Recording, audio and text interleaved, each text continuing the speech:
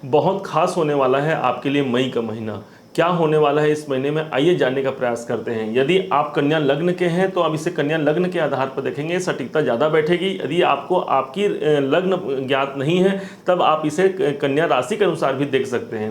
कन्या लग्न जहाँ के स्वामी होते हैं स्वयं बुध देव। बुध देव आज के डेट पे बुध देव चल रहे हैं आपके अष्टम भाव पर। अष्टम भाव का है का आपके परिवर्तन का, और सीधा इनके धन भाव पर दृष्टि है। ध्यान से समझिएगा, बुध की दृष्टि सीधे धन भाव पर है, परंतु अभी बुध देवता 10 मई तक अभी अस्त अवस्था में है। ठीक 10 मई को ही सायंकाल के समय पर बुध जो है उदय हो जाएंगे। जब कोई ग्रह उदय होता है तब वह अपने घर का सर्वाधिक अच्छा फल देता है, मतलब आपके लगने से ही अभी अस्त अवस्था में है। 10 मई के बाद ही जब उदय अवस्था में आएंगे तो आपके जीवन में एक परिवर्तन का सोर्स लेकर के आएंगे। और कहां पर देख रहे हैं तो आपके धन भाव पर ऑलरेडी पहले से यहां पर केतु देव विद्यमान है।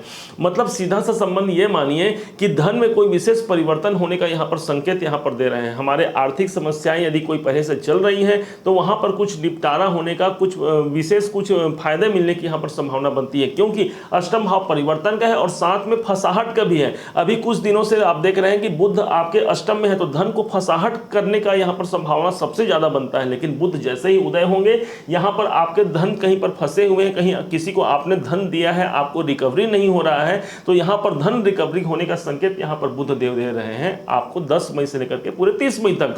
अब यह समझिएगा, हम बात करते हैं अब आपके धन की। भाई धन भाव के मालिक ही कौन हो गए, कौन है आपके धन के देवता? तो धन के देवता हो गए हैं, यहां पर 7 नंबर लिखा है। इसका मतलब है मेष, वृष, मिथुन, कर्क, सिंह, कन्या, तुला। तुला के स्वामी होते हैं शुक्र। मतलब कन्या लग्न, कन्या राशि से जो धन दूसरे भाव पर है यही आपके धनेश हो गए शुक्राचार्य जी। शुक्र कहां पर है तो शुक्र 1 मई के दिन नवम पे रहेंगे, लेकिन जैसे ही 2 मई आएगा, 2 मई से लेकर के 30 मई तक यही शुक्र जो आपके धनेश है वो कर्म भाव पर आ जाएंगे। कितना अच्छा संकेत होगा आप समझिए। भाई हमारे धन भाव का स्वामी हमारे कर्म स्थान पर आया है, मतलब आपने जो कर्म किया है उसका प्रतिफल मिलेगा, उसका प्रतिफल धन के रूप में प्राप्त होगा, क्योंकि धनेश ही आए हुए हैं। तो ये मानिए कि हमने जो परिश्रम किया है, जो मेहनत किया है, उसका रिजल्ट हमको देने के लिए यहां पर शुक्राचार्य जी महाराज आ रहे हैं। वैसे भी आपके जीवन में जो सबसे भाग्य के स्वामी है, शुक्र किनके स्वामी है तो भाग्य के स्वामी है आपके लिए, क्योंकि दूसरा नंबर यहां पर है। तो भाग्य के स्वामी होने के कारण भाग्य का साथ भी यहां पर आपको सर्वाधिक देने वाले हैं। तो कुल मिलाकर के आपके धन जो आपके कार्य में लगेंगे। हो सकता है इस टाइम पर आपके कार्य अधिकता के कारण आप कुटुंब में, अपने परिवार में ज्यादा समय न दे पाए। क्यों? क्योंकि कर्म भाव पर गए हैं तो हो सकता है कि आपके परिवार वाले आपसे कुछ नोक झोंक में आ जाएं कि भाई अपने काम को आप ज़्यादा ध्यान दे रहे हैं, आप दिन भर काम में व्यस्त हैं, हमारे परिवार में या घर के सदस्यों पर आप ध्यान नहीं दे रहे हैं। परंतु आपको आपके कार्य पर ही रहना है और परिवार को भी ध्यान देना है, क्योंकि परिवार यदि खुशी है तो मानते हैं कि हमारा कार्य भी संपन्न होगा और काम में भी हमें सफलता मिलती है। अब यहाँ पर केतु देव तो पहले से हैं, केतु यहाँ पर शुक्र के घर पे है। मानो कि शुक्र कौन है तो शुक्र दैत्य गुरु है और केतु अपने गुरु के घर पे है, मतलब केतु भी यहाँ पर अच्छा रिजल्ट भी यहाँ पर देंगे। बात करते हैं अब तीसरे भाव की। तीसरे भाव के स्वामी कौन हो गए? 8 नंबर मेष, वृष, मिथुन, कर्क, सिंह, कन्या, तुला, वृश्चिक। वृश्चिक के स्वामी हो गए मंगल। मंगल बैठे हैं 10वें भाव में। 10वें भाव पे मंगल बैठ करके 10 मई तक यहाँ पर मंगल देव रहेंगे, 10 मई तक रहेंगे। इसके पश्चात 10 मई तक क्या रिजल्ट देंगे? 10 मई तक आपका साहस, आपका पराक्रम सबसे ज्यादा कहाँ रहेगा पता है आपको? आपके काम में रहेगा। कर्म भाव पर मंगल बैठे हुए हैं, मतलब आपका साहस रहेगा। आपके भाई, आपके मित्र, आपके ऑनलाइन जो आप काम करते हैं, ये सब का सब आपके काम में जुड़ेंगे। आपके भाई बंधु भी जुड़ सकते हैं या छोटे भाई बहन जैसे कोई है तो वो आपके कार्य में ऐड होंगे। अब यही नहीं, साथ में आप यदि इस भाव से जुड़ करके, मतलब ये तीसरा भाव आपका संचार का माध्यम है। संचार का माध्यम अर्थात कोई भी ऐसा कार्य जो ऑनलाइन किया जाता है, ये सब संचार माध्यम से आते हैं। ये आपके काम में जुड़ने वाले हैं और वहां से प्रगति देने वाले हैं। अब यही नहीं, अब हम चतुर्थ भाव को देखते हैं। चतुर्थ भाव जहां पर 9 लिखा है, मेष, वृष, मिथुन, कर्क, सिंह, कन्या, तुला, वृश्चिक, धनु। धनु के स्वामी हो गए गुरु। गुरु कहां बैठे हैं तो आपके अष्टम में। ध्यान से समझिएगा कि भाई चतुर्थ भाव के स्वामी जब अष्टम में जाएंगे तो यहां पर कुछ प्रॉपर्टी संबंधी काम में दिक्कत आ सकती है। हो सकता है कि इस टाइम पर आप कुछ नया घर बनाना चाह रहे हैं, कोई प्रॉपर्टी खरीदना चाह रहे हैं, वहाँ पर आपको कुछ बाधाएं दिखना प्रारंभ हो सकता है कि आपके पहले से कोई कोर्ट कचहरी संबंधी कोई केस चल रही है या जमीन विवाद, भूमि विवाद कोई चल रहा हो, तो यहाँ पर भी कुछ दिक्कतों का सामना करना पड़ सकता है। हमने इस आपके चतुर्थेश गुरु को अच्छा बनाने के लिए एक प्रयत्न किया है कि गुरु जब राहु के साथ होते हैं तो गुरु चांडाल नाम का एक योग बना देते हैं। ये योग अच्छा नहीं होता, परंतु गुरु का गंगा जल सभी समस्याओं का हल, हमने एक वीडियो इसके पहले बना रखा है, आप प्ले लिस्ट में जाकर के अपनी राशि का देखिए, अपने लग्न का देखिए, और उसमें आप जान पाएंगे कि कैसे इस गुरु के प्रभाव को ज्यादा बढ़ाया जा सकता है अपने जीवन में, इस नकारात्मक रिजल्ट को भी अच्छा कैसे बनाया जा सकता है। भाई गुरु आपके लिए कोई नुकसान कारक नहीं है, क्योंकि आपके लग्नेश के मित्र हैं और दो इंपॉर्टेंट हाउस के मालिक हैं। एक तो आपके सुख वैभव संपत्ति के मालिक हैं, दूसरी ओर आपके जीवन में आपके व्यवसाय, आपके करियर, आपके जीवन साथी भाव के मालिक हैं। इसलिए अष्टम में जाना एक प्रकार से आपके व्यापारिक जीवन में भी परिवर्तन ला सकता है। हाँ, इस टाइम पर माता के स्वास्थ्य में नरमा गर्मी हो सकता है, तो वहां पर आपको ध्यान देने की आवश्यकता है। पंचम भाव को देखते हैं। पंचम भाव 10 नंबर लिखा है, इसके स्वामी हो गए मकर, स्वामी हो गए शनि। तो शनि देवता के पास 2 भाव का अधिपति है आपके जीवन में।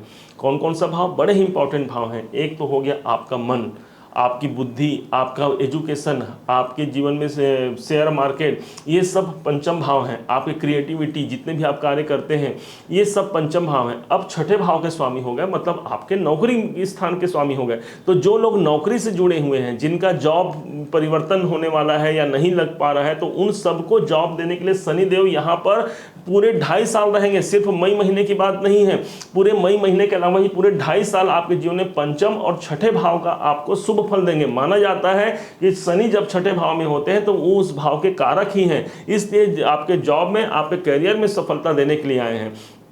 आपको इस शनि को एक्टिवेशन में कैसे लाना है, इसके लिए भी हमने एक वीडियो पहले बना रखा है कि क्या नाम है उसका, कि शनि मैनेजमेंट मनी इंक्रीमेंट। आप उसे जाकर जरूर देखिएगा कि शनि कैसे आपको प्रभावित करेगा। देखिए यहाँ पर अगर सभी ग्रहों का बहुत विवरण लेंगे तो ये वीडियो बहुत लंबा हो जाएगा, इसलिए आपको बता दें कि शनि आपके जीवन में परिवर्तन करने के लिए आए हैं। आपके मेहनत का प्रतिफल, क्योंकि छठा भाव आपके मेहनत का है, तो मेहनत का प्रतिफल देने आए हैं। तो इस टाइम पर मेहनत से आपको जी नहीं चुराना है, जितना हो सके अपने काम में लग जाइए, मेहनत कीजिए।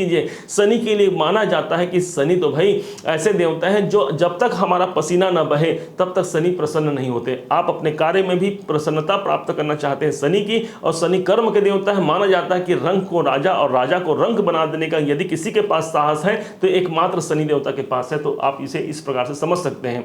अब अगले भाव की बात करते हैं, सप्तम भाव। सप्तम भाव जहां पर 12 नंबर लिखा है, मेष, वृष, मिथुन, कर्क, सिंह, कन्या, तुला, वृश्चिक, धनु, मकर, कुंभ, मीन। मीन के स्वामी हो गए गुरुदेव। तो आपके बिजनेस, आपके जीवन साथी, इन दोनों भाव के स्वामी गुरुदेव अष्टम में आए हुए हैं। अष्टम भाव परिवर्तन का भाव होता है और दूसरी तरफ कुछ पीड़ा का भाव होता है। हो सकता है इस समय दाम्पत्य जीवन में कुछ पीड़ा अनुभव आप कर सकते हैं, तो आप यहाँ ध्यान देंगे कि कुछ पीड़ा का अनुभव ना हो। उसके लिए आप अपने दाम्पत्य जीवन में अपने जीवन साथी के साथ आपको रिलेशन अच्छा रखना है, किसी विशेष प्रकार के तकरार तनाव से बचना है, अन्यथा नुकसान की संभावना यहाँ पर हो सकती है।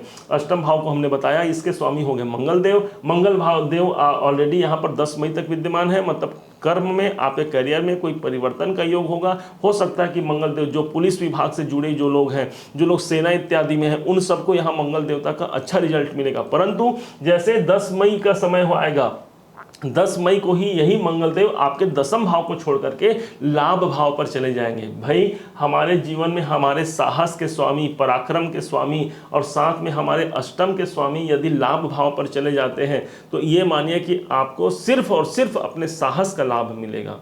आपने जो मेहनत किया है, जो पराक्रम दिखाया है, जो रिस्क लिया है, अभी तक उन रिस्क का प्रतिफल नहीं मिल रहा है। 10 मई के बाद आप देखिए कि मंगल आपके साहस को बढ़ोतरी करने के लिए यहाँ पर आए हुए हैं। परंतु एक बात विशेष ध्यान देने की बात है कि मंगल यहाँ पर 4 नंबर पे आएंगे, जो कि 4 नंबर चंद्रमा की राशि होती है। चंद्रमा के राशि पर आकर के मंगल को नीच का माना गया है, इसलिए यहाँ पर लाभ के लिए आपको गलत रास्ते भी यहाँ पर प्रदान किए जाएंगे, आपको प्राप्त होंगे। गलत मार्गों से आप धन कमा लीजिए, क्योंकि ये धन प्राप्ति का स्थान है, आपकी कामनाओं की पूर्ति का स्थान है। अपनी कामना की पूर्ति के लिए हो सकता है आपके मन में ऐसे, क्योंकि चंद्रमा मन का कारक होता है, तो मन को आपको ऐसे इन भावनाओं में आपको भटका सकता है। तो आपके मन को नियंत्रित रखते हुए अपने सच्चा मार्ग पर आपको चलना है, जो आपको लाभ की ओर अंततः लेकर के ही जाएगा।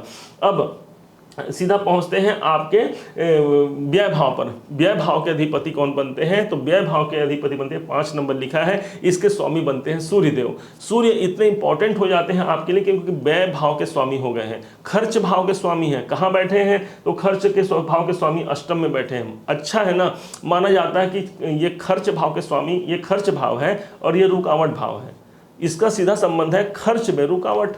तो खर्च में रुकावट की संभावना भी 15 मई तक अभी बनी रहेगी। अच्छा है कि आपको बहुत इस समय पर कोई बड़ा निवेश नहीं करना है, अन्यथा आपको हानि उठानी पड़ सकती है। धन के मामले में बड़े सोच समझ करके आपको निर्णय लेने हैं। अब जैसे ही 15 मई का समय समाप्त होगा, 15 मई से ही यही सूर्य देव आपके कहाँ पहुँच जाएंगे? लग्न में पहुँच जाएंगे। जब ये लग्न में पहुँच जाएंगे तो सबसे अच्छा यही माना जाएगा व्यय भाव का स्वामी लग्न में आना अच्छा माना जाएगा। परंतु फिर भी यहाँ पर द्वादशेश का लग्न में आना आपकी किसी कारण से नींद की समस्या को जागृत कर सकता है, क्योंकि ये नींद का स्थान भी है। आपके निवेशों का प्रतिफल थोड़ा सा कम मिलने की संभावना भी बन सकती है। और विशेष बात यही रहेगी कि आपको चिकित्सालय संबंधी व्यय से बचना होगा, क्योंकि ये चिकित्सालय का व्यय है ये। और जब ये सूर्य यहाँ लगन में आएंगे तो यहाँ पर हो सकता है कि स्वास्थ्य में नरमा गर्मी कर दे। हमने एक वीडियो बनाया था सूर्य ग्रहण के ऊपर, सूर्य राहु का षड्यंत्र सूर्य को ग्रहण, इसे जाकर देखेगा, उसमें उपाय बताए गए हैं कि सूर्य को कैसे अच्छा करना है। आपको अभी बता देते हैं, सूर्य जब आपको 15 मई के बाद आपके लगन में आएंगे, नियमित आप भगवान सूर्य को जल देंगे। मंत्र ओम घृणी सूर्याय नमः या सूर्याय नमः, या फिर आप बोल सकते हैं जपा कुसुम संकासम काश्यपेयम महाद्युतिम तमो अरिम सर्व पापग्नम प्रणतो अस्मि दिवाकरम। इस प्रकार से आप इन सूर्य से और पूरे मई महीने में आप अच्छा अनुभूति प्राप्त कर सकते हैं अपने जीवन में। ओवरऑल अगर देखा जाए तो मई का महीना आपके करियर में ग्रोथ लेकर के और आपके लाभ के मार्ग को प्रशस्त करने के लिए मई का महीना होगा। उम्मीद है कि आप सभी इस हमारे प्रयास से आप सभी लाभान्वित हुए होंगे। यदि मेरा प्रयास आपको सार्थक लगता होगा तो आप एक लाइक और कमेंट जरूर कीजिएगा। बहुत मोटिवेशन मिलता है आपके एक लाइक और कमेंट से। और अभी तक यदि आपने चैनल को सब्सक्राइब भी नहीं किया है तो सब्सक्राइब कर लीजिएगा, ताकि वीडियो हम भविष्य में जो लाएं वो आप तक पहुंच पाए। पुनः एक बार फिर आप सभी का दिवस मंगलमय हो, इन्हीं शुभकामनाओं के साथ। जय श्री राम।